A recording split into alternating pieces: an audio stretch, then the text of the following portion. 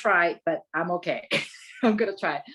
Again, thank you for joining this presentation sharing situation. My name is Ali. I wanted to quickly give you a little bit of background of who I am and why we're here today. So my intention here today is to share my knowledge and both personal and professional experience with you in terms of, language and power. And as you know, and you can hear that I'm someone who speaks with an accent. So it's just kind of funny. I'm thinking about it like, okay, somebody who is an ESL speaker and here try to talk about language, right? Go figure. So in other words, I'm trying to say is I'm not an expert of everything. I don't know everything, but I'm here to kind of share with you what I know. As a person with disability, I have certain perspective that, maybe other people don't. And also I wanted to kind of put it out as a disclaimer that I'm not here to represent the whole disability community. I cannot speak for people with different disability. Even I cannot speak for people who are visually impaired. As a blind person, I experience certain things and I'm okay with certain conditions, certain treatment, certain words. That doesn't mean that other blind person, have the same shared experience. So I just really want to say that to begin with, that what I say here does not represent the whole community, but it's a collective of my experience and other people's experience. I've done this presentation quite a few times in my life, but this is a very different format. This is doing Zoom, and also I have just about 30 to 40 minutes to present. So I'm zooming through as we go. So just excuse me for talking fast and, and hopefully I can provide enough information that will be helpful to you all. Please, if you have questions, let's hold it at the end of the presentation. And if you have comment, feel free to type in the chat or question, type in the chat, and Sarah will help us, collect those information. I am visually impaired, so I will not be able to access chat right now.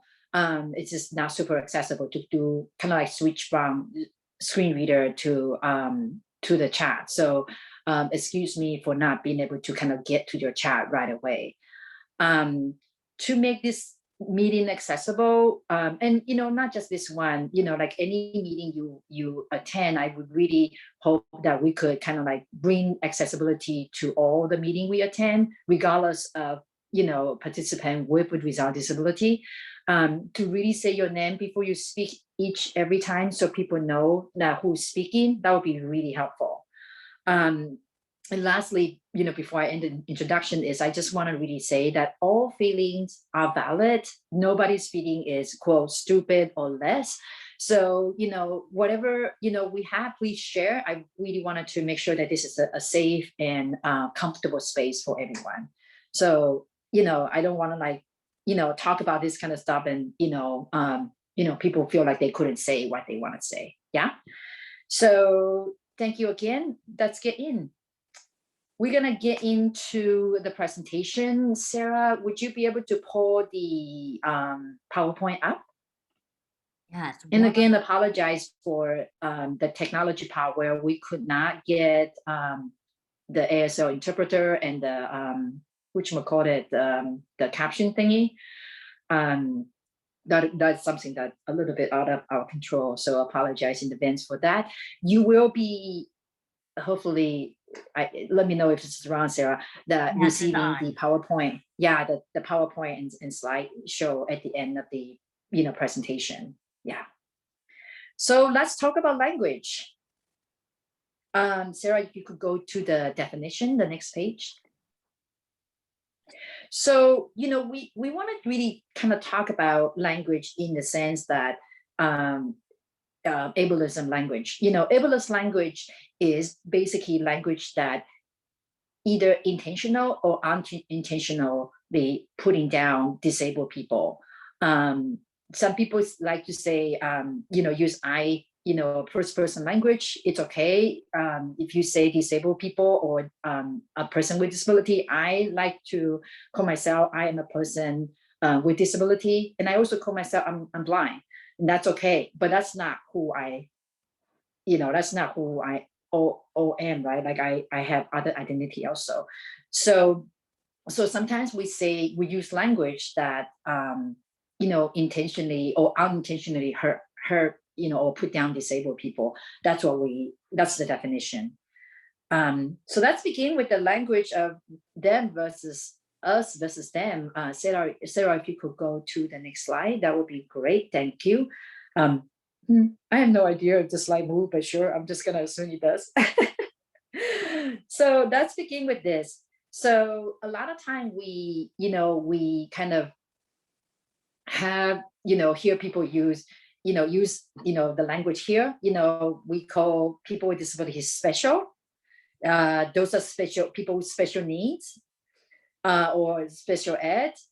And sometimes we will refer by the disabled, the handicapped.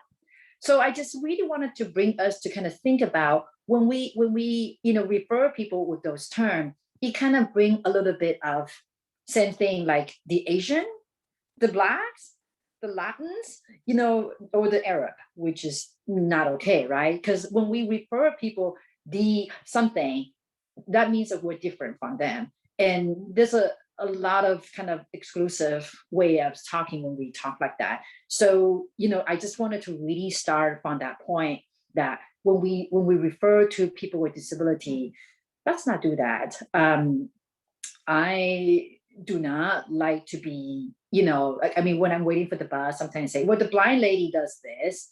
Well, you don't have to ask me. You don't have to explain, right? We know what that means, that I'm different. That's the whole identity I am. I'm that blind lady. So that's not to say I'm a mother, I'm a woman, I'm an advocate, and I'm a social worker sort of thing. So I think that that's the identity sometimes that people kind of quote different people. I was chatting with a friend about kind of like how COVID is affecting, people of color, for the longest time, right?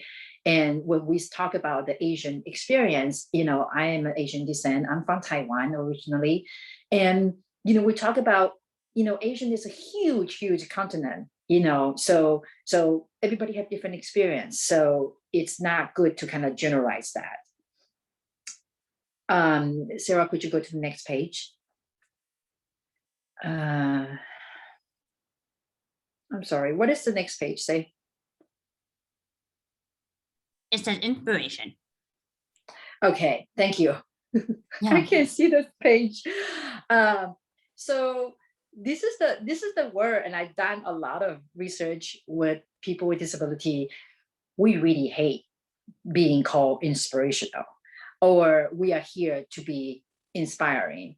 So, as disability advocate Stella Young say, I'm not here to inspire you. If you expect me to inspire you in this presentation or at any point in my life, I'm sorry to disappoint you. That's not my job, and I'm not here to do that. A lot of time, we are called inspiration when we are simply just doing regular stuff.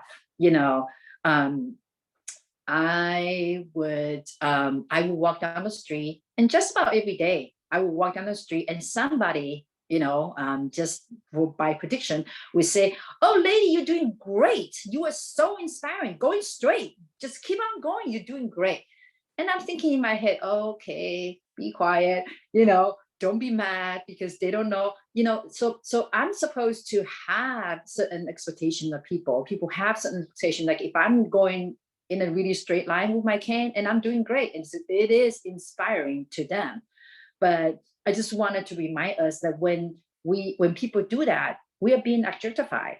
Disabled people are being objectified. We are just an object. We're not here to inspire people. That's not my job, and that's not a very nice thing to say.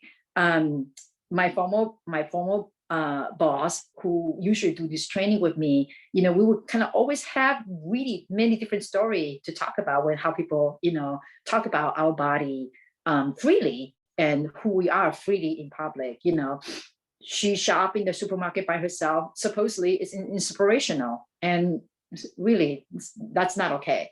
So next time, if we wanted to call someone inspirational, or they are here to inspire you. Let's think about it before we do that. And of course, we are inspired sometimes, right? Like, there are certain things we're like, wow, that's really great. But again, that may be by machine or by pictures and things like that. So yeah, sorry, I'm just going on and on about inspiration. That word's really just a little bit hard for me. So let's go to the next page, Sarah. So maybe we can have a thumb up or a thumb down. Do people remember the campaign of That's So Gay? And folks who, if you are not able to, you can even verbally say or put in the chat. Remember I see those? one that thumbs campaign? up. Oh, a couple, couple thumbs up from the crowd. Right? What does that mean when people say that is so gay? What does that mean? And why do we have that campaign? Right? Yeah. So can we have one comment about that real quick?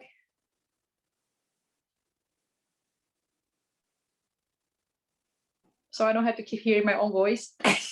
James, this Yes. is James Chiancini. I think it should be a compliment, It really should be a compliment, but it isn't used that way. Right. Thank you, James. Thank you, James. You're welcome. Yeah. So you will hear, if you take public transportation or you'll be on the street, like what I used to hear back in back in early 2000s and 90s, kids on the bus, it's like they would talk about stuff and they would say, oh my God, that is so gay. When they use that term at that time, gay equal bad, something negative, something, naughty or silly or something like that. And so that's why we had that campaign to say, hey, stop using that word. Stop using gay that way. That's not okay. So what about the movement of the R word campaign? Do people remember that? We can have a thumbs up or. Yeah, I remember that. You remember that? Yeah. Who was that? Who? Sorry, Erica from Vermont. Hi, Erica. Yeah, yeah. And we will also hear people on the bus, I hear it, like that is so, and I go, I crunch, my stomach go like this, like, why would you use that word? Why would you say that? Erica, would you mind if I put you on the spot real quick? Sure, go ahead. Would you let folks know just real quick, like why we don't want to use that word, the R word? Definitely. It's very derogatory. It's speaking, it's demeaning to people that have developmental and intellectual disabilities. There's, in my point of view, that we have a lot of other words we could be using to represent something, instead of saying the R word, people use it as a term like that's I don't want to say that word. It's been kicked out of my vocabulary. But it's, instead of saying the R word, people use it as saying, oh, that's just dumb or stupid or whatever. And there's so many other words we could be using instead Thank of you, it. Erica. Thank you. And I'm so glad you brought those example up. So let's go to the next page. I'm speaking through, and please, people have comments and questions and stuff, put it in the chat, and then we can kind of address that. So yeah, let's talk about what Erica just brought out. We have a lot of alternative language we can use, a lot of alternative word we can use, but sometimes those language fall again under words like disability related. Words are being used not necessarily to say things bad about disabled people or to have not even anything to do with disabled people, but it give, kind of like continue perpetuate the negativity of disabled community. So Sarah, could I ask you to read the examples here? Yeah, definitely. So like lame, that movie was so lame. Dumb, the politicians are so dumb not to move forward with the budget. And crazy and insane, what kind of crazy and insane proposal is this? And OCD, oh, excuse me, I am just so OCD about my writing. Thank you, Sarah. Thank you, Yeah. Sarah. Yeah. So, like let's kind of like go back and look at this real quick, and I don't want to hear be so medical and, terminology about things like that. But, the origin of the word lame is basically meaning that people who can walk well, right? Who have a hard time with their leg, who can't use their leg. So when we say, oh my God, that movie was so lame, what is that? What are we trying to say? Does that mean that movie can't walk? What is that? What are we trying to say? I want to really invite folks to think about when we use words like that. When people use the word dumb, it really, I really have a hard time. Again, what's the word dumb mean? A lot of time the dictionary even give those very ableist definition. People who can't speak. But what does that mean that when people can speak and then we use the word like this? Does that mean that when people who can speak is unintelligent? There's a lot of really deep assumption and deep meaning to the word we use, and we really want to be really careful about it. So if we want to say the movie was so quote, bad or negative, what could be the alternative word we can use? People either can unmute or they can put it in the chat. Hi, this is Erica again. I think we could just say that that was a horrible movie, or Absolutely. that was a bad movie, or Absolutely. something Yeah. like that. Thank you. Yeah. And we hear, and we hear the word crazy used all the time. And even I myself, I catch myself all the time using, oh my God, that's so crazy. But again, we're perpetuating, we're using that in a way that, to kind of really, not necessarily, I'm not here to put down, like I hear people argue with me all the time when I point it out to people, I'm not here to put down, people with mental health disability. Well, but what does crazy mean in your mind when you use that term? Or insane? My children use it all the time. And I kept getting into a fight with my children. It's like, please don't use that term. That's not okay. And they just like, well, the dictionary said, well, I understand. But when you say that, this means that, we're basically continue to have this negative connotation, to continue that culture. OCD is also a very, very common thing to say. And I think that, there's a lot of lecture, a lot of video we can kind of check out on how people who actually have compulsive disorder really object to how we use, oh, I'm so OCD about cleaning. I'm so OCD about my writing. But the level that we are kind of, energetic about our writing or our cleaning has nothing to do or has not comparison to people who actually have that disability. Oftentimes you hear and you would kind of see, in the news article and different thing about when people use those language. So here I want to pause before we kind of share those articles. Do people have other examples of these words here that we use that we shouldn't be using as a kind of like daily language? Do people have another example they want to share that we use all the time?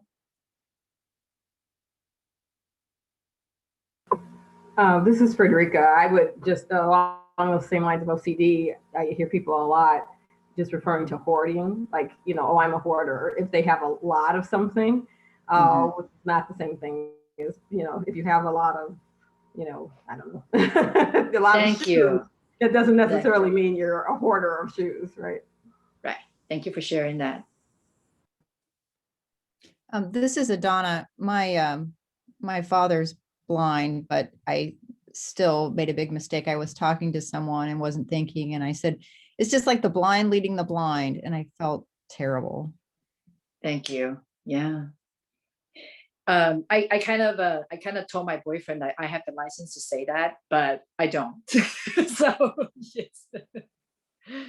Thank you for saying that. Yeah. This is Erica again. somebody- I heard the word GIMP a lot. Can Like, you give an example? How? Oh, I'm gimpy today. Yeah. Yeah.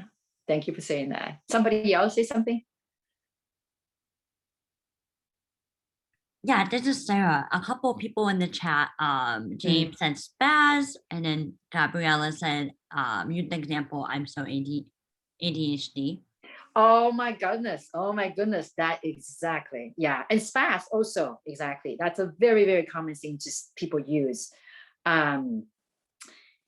Thank you for all the examples. Sarah, would you mind going to the slide?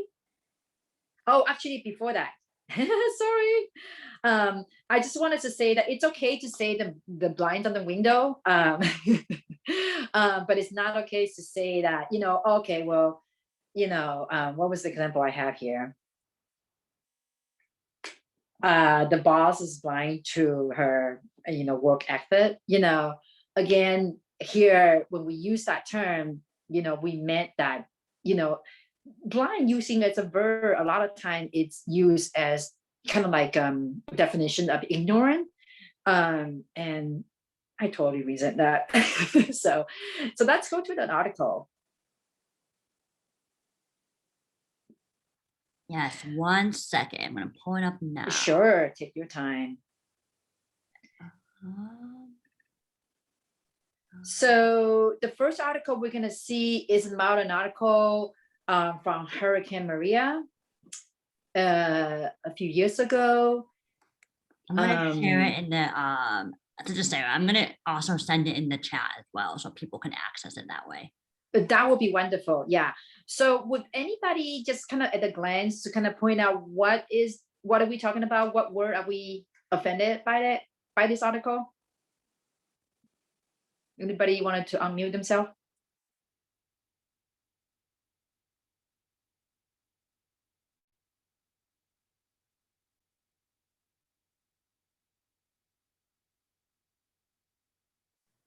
This is Sarah. I see the words little help in sight, so I'm assuming insight is maybe the problematic word. Not exactly, but thank you for saying that.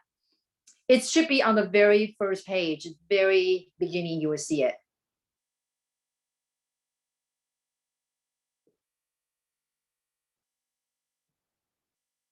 It used to describe something that's not moving, but not really have anything to do with disabled people. Oh, I see it now. Yeah. The headline reads that crippled it during the 21st century pandemic. So the C word. Thank you so much. Yes. Yeah. Thank you so much. So that's what I'm looking for. It's a lot of time people use that again. They use the word cripple in describing. Yesterday I don't know. Karina, who's also on the conference here. I don't know if you heard it yesterday. Somebody say the pandemic, the COVID had crippled our services, and I kind of like cringe. I'm like, oh, I don't know if this is the time for me to say something to her, but it was really frustrating that people use that word to, again, has nothing to do with disabled people, but really continue to perpetuate. So let's go to another article from the Independent. So sorry, Sarah, thank you so much. This is like a lot of paper to kind of shuffle. Okay. Let me know when you're ready.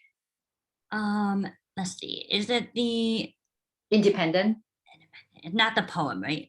Oh, I have it. Okay. Yeah. So anybody want to see what is the problematic word here?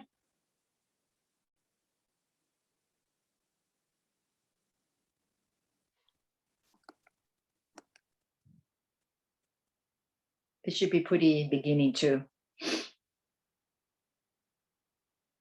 Is this the one about Nuru, or which one is it? Department of Building.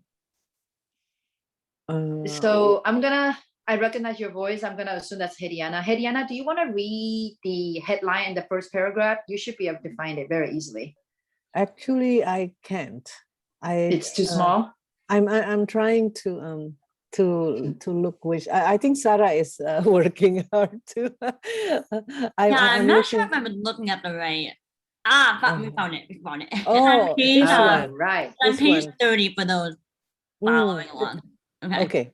So protesters paralyze Lebanon amid political and economic crisis. Thank you. Yeah. And so what's wrong with that sentence?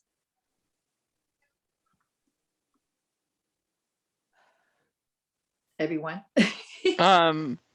This is Erica again. I think it's paralyzed. Mm-hmm. And why can't we use why can't we use paralyzed here?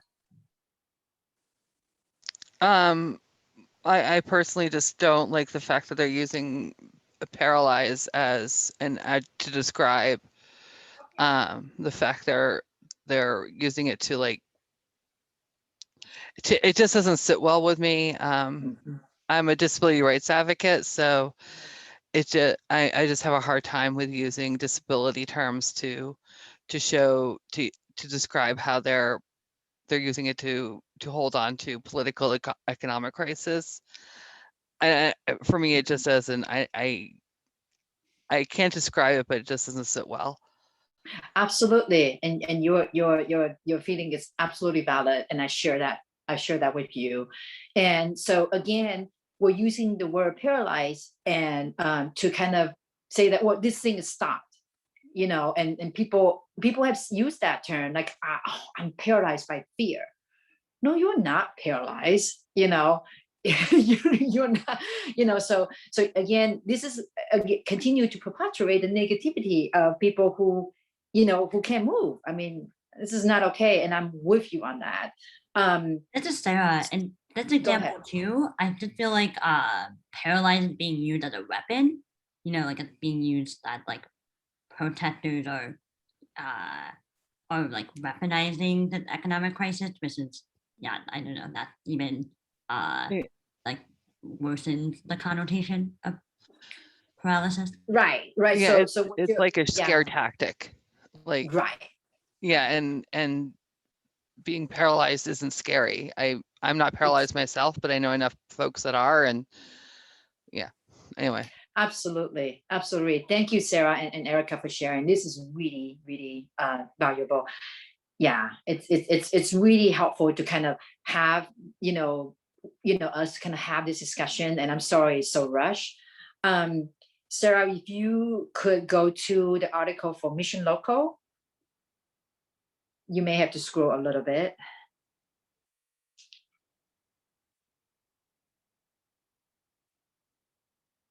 And this may be also the title of the article.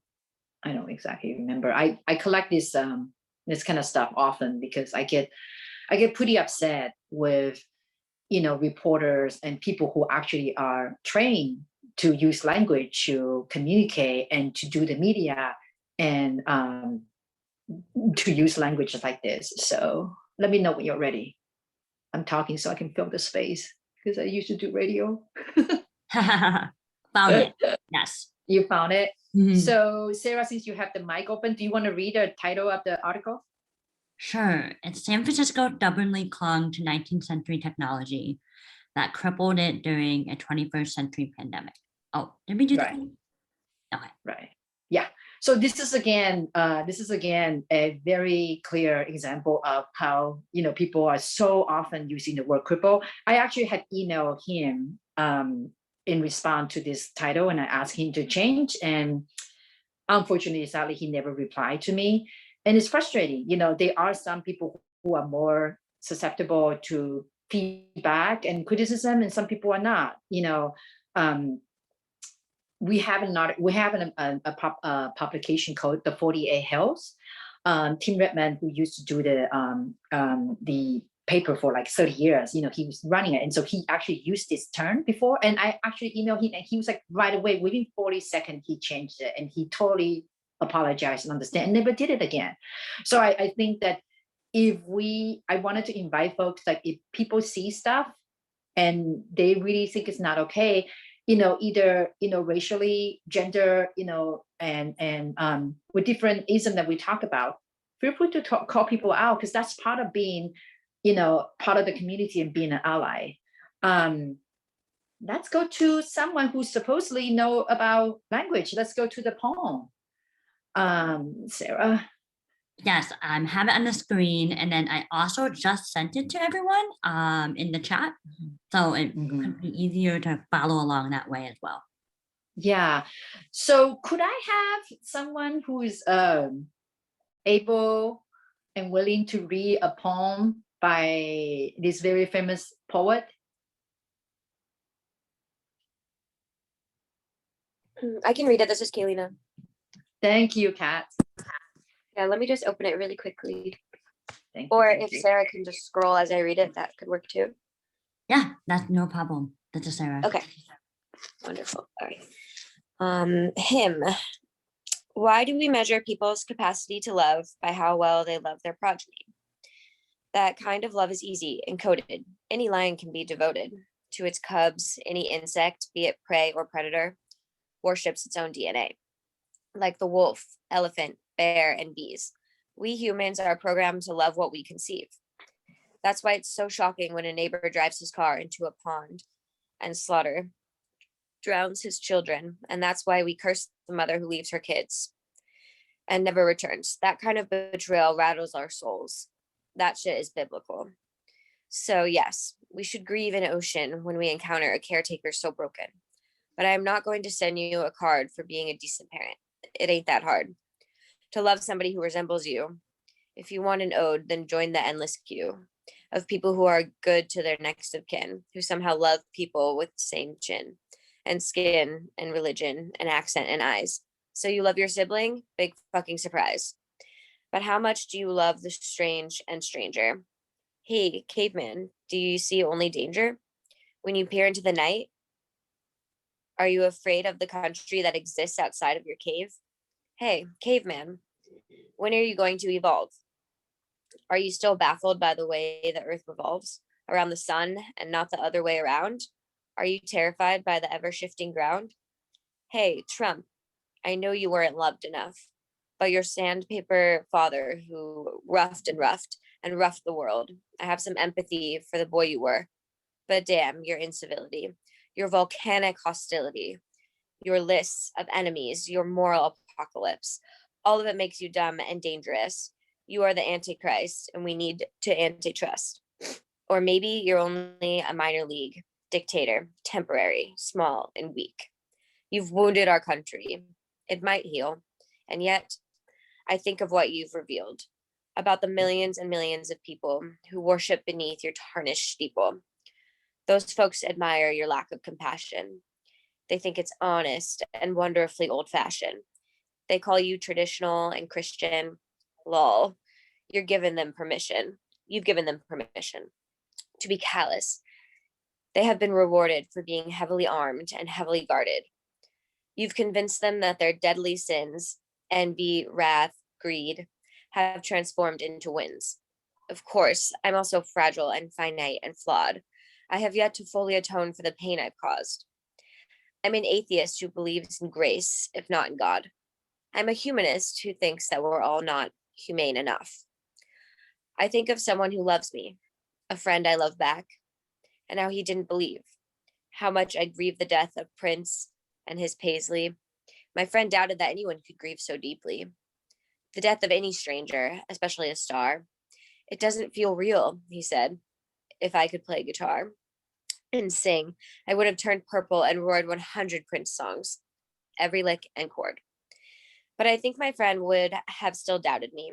And now, in the context of this poem, I can see that my friend's love was the kind that only burns in expectation of a fire in return. He's no longer my friend. I mourn that loss.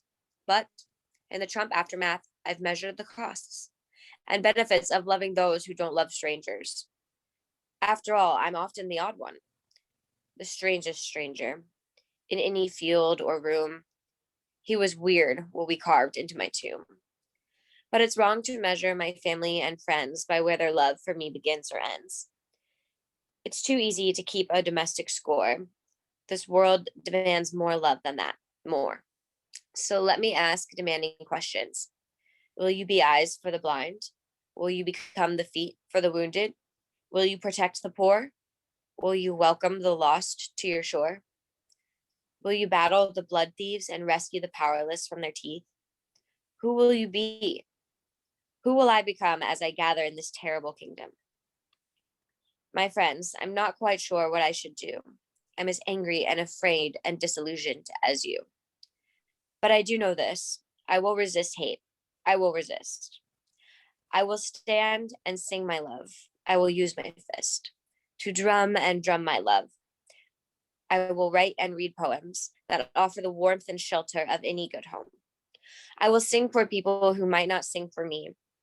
I will sing for people who are not my family. I will sing honor songs for the unfamiliar and new. I will visit a different church and pray in a different pew.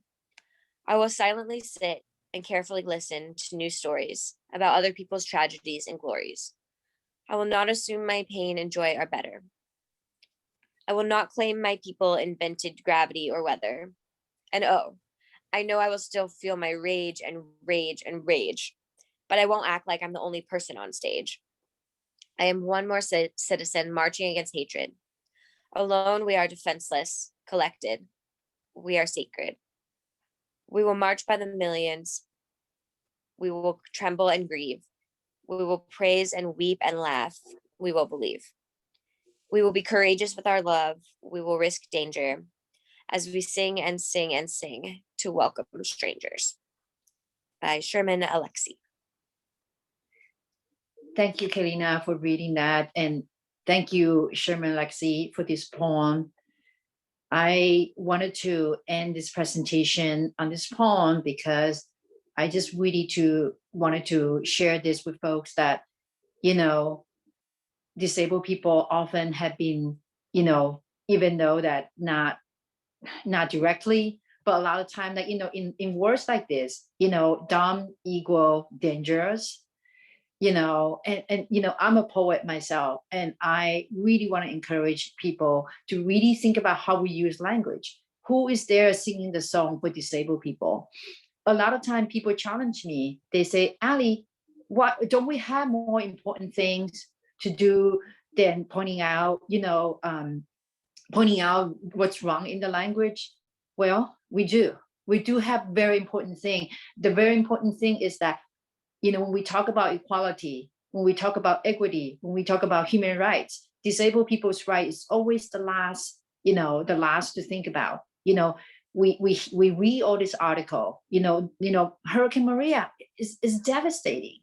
But me reading that, I couldn't get over that single word, you know, and what's wrong with me? You know, why am I stuck with words like that? You know, I just really want to invite folks to think about when we speak, when we write poetry, when we sing, and when we dance, we need to think about how our language affects everyone, including people with disability. So I just really wanted to include, you know, this poem at the end to kind of share that with folks. Sarah, if you, oh, we don't have to go to the slide. We will share the slide with folks. I did share at the end of the slide a couple of links with folks about some, you know, additional material. You know, one is it's by this woman who talk about pretty much, you know, I got a lot of material from her slide, her talks, her blog. So for you to kind of check it out, more detail. Again, we're rushing this. And the second resource I'm sharing is the video by Stella Young, who was a disability advocate. She passed away a few years ago. And her, you know, her words and her, you know, her speech really, you know, taught me a lot and how we, you know, how we should conduct and how we should kind of treat our fellow people. So I want to end the presentation here. I don't know if we have time. I'm not checking the time, but if people have questions or wanted to say something, I'm going to turn it back to Sarah for her to facilitate this part. And yeah, thank you. Thanks so much, Ali. This is Sarah speaking. I just put the resources in the chat. And oh, Erica said Stella is amazing and funny. And Melanie said, thank you, the poem is beautiful. Yeah, do you folks have any questions for Ali? I have a question. I'm also an ESL person, and my vocabulary is limited. So the word. Could you state your name? Could you state your name? My name is Diana. It's like, hey, Diana, just to make sure, because people like to call me Hidayana or whatever. So it's, hey, Diana. I'm also an ESL person, and the word paralyzed is something that I keep on hearing as a person who was only exposed to certain language, right? I'm in political science, and that's the word that they use a lot. But the word that is so common used everywhere in the world is crazy, right? And in my world, currently in the domestic violence world, there's one thing that we say, one of the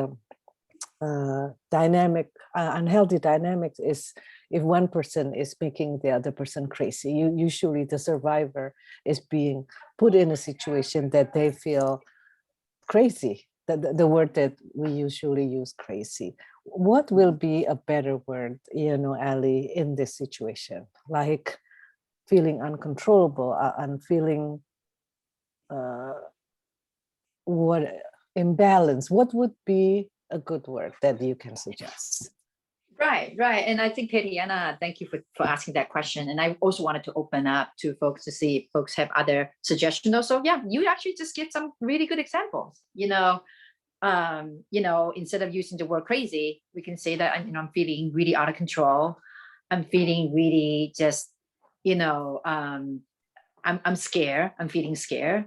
What are some other examples that we can, use instead of all these different words? This is Erica, and words that I use when I'm working with somebody who's a victim is just that I'm feeling that they have the upper hand. They feel out of control. They feel scared. There's a whole slew of other adjectives rather than crazy or they're driving me insane. And some of the victims I work with, they are also ESL. And some of the folks I work with are also deaf. So there's definitely barriers because I'm a hearing person and my first language is English. So, and it's also a learning curve for me because a lot of this language, using the words crazy, using the R word, is so in our language that, it's a learning curve for us as well. Definitely. Thank you. Thank you, Erica.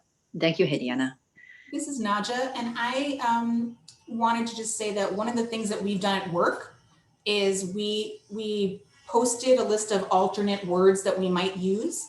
And what folks have done at the office is that they just sort of picked a couple.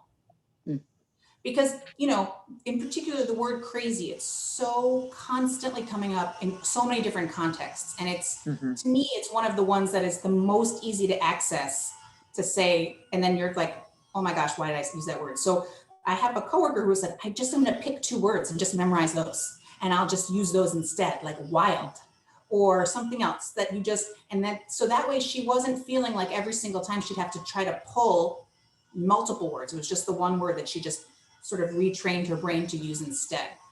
Absolutely. Yeah. Thank you for sharing that. And in terms of alternative words, I kind of forgot to say this, like some alternative word that people use, and kind of like jumping out of what we've been talking about, people use for people with disability. We may want to double check with folks who are okay with those terms. Differently able, I really don't like it. But some people are okay with it. The word handicap, most of us don't like it. Again, most of us, meaning like the people I've spoken to, including myself, but some people are okay with that term. So really, we want to check with people how they want to be referred. So yeah, thank you for reminding me of that. And this is Sarah.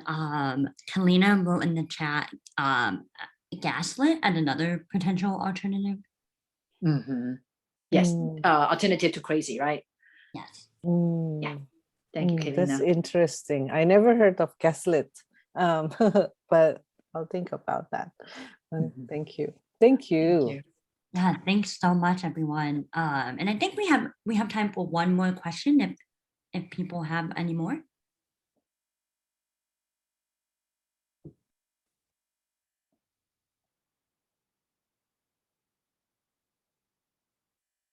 Oh, okay. So I just wanted to say before we close, like people, thank you so much for coming and sharing this experience. If people wanted to get in touch and share more experience and whatever it is, my email is alice@sfaws.org. I'm a staff at Asian Women's Shelter. I'm also a staff of San Francisco Safe House as a program manager at Hope Center. So people can contact me if we can share experience and continue the discussion. And Sarah will share the slideshow and PowerPoint with folks. Yeah, this is Sarah, absolutely. And just to read some of the comments in the chat, Haley, thank you for the insight and discussion, and it sparked a lot of self-reflection about ableism in our everyday language. And Jamie also said that she's grateful for the conversation, and a few others as well. So yeah, thanks so much for being a part of this, Allie, and for so generously offering your insight and time. And thanks everyone for joining us. And yeah, it was a really wonderful conversation today. Thank you, everyone. Great. Bye, everyone. Thank you.